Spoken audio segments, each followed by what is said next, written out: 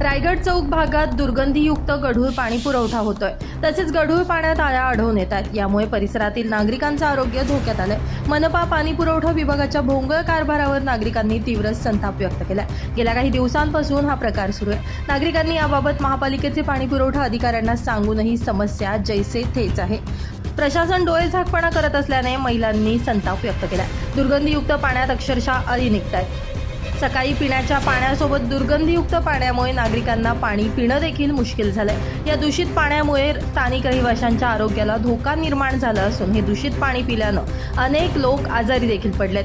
दूषित पाण्यामुळे नागरिकांचा जीव देखील जाऊ शकतो। अनेक दिवसांपासून असे दुर्गंधीयुक्त पाणी येत आहे। या संदर्भात बऱ्याच वेळा तक्रारी दिल्या, परंतु अधिकारी फक्त उडवाउडवीची उत्तरं देत असल्याचं नागरिकांनी सांगितलंय। महिलांना 3 ते 4 वेळेस पाणी गाळून घ्यावं लागतंय, तरी देखील पाणी पिवळसर आणि दुर्गंधीयुक्त येत असल्याचं नागरिकांचं म्हणणं आहे। दूषित पाण्यामुळे साथीचे आजार पसरले तर याला जबाबदार कोण, असा सवाल स्थानिक रहिवाशांनी उपस्थित केला। यावर मनपा प्रशासनानं ठोस कारवाई करून स्वच्छ पाणी पुरवठा करावा अशी मागणी करण्यात आली आहे। अन्यथा तीव्र आंदोलन छेडण्याचा इशारा एकनिष्ठ युवा फाउंडेशन तसेच छावा क्रांतीवीर सेनेचे महानगर प्रमुख योगेश गांगुर्डे व तेथील महिला नागरिकांनी दिलाय।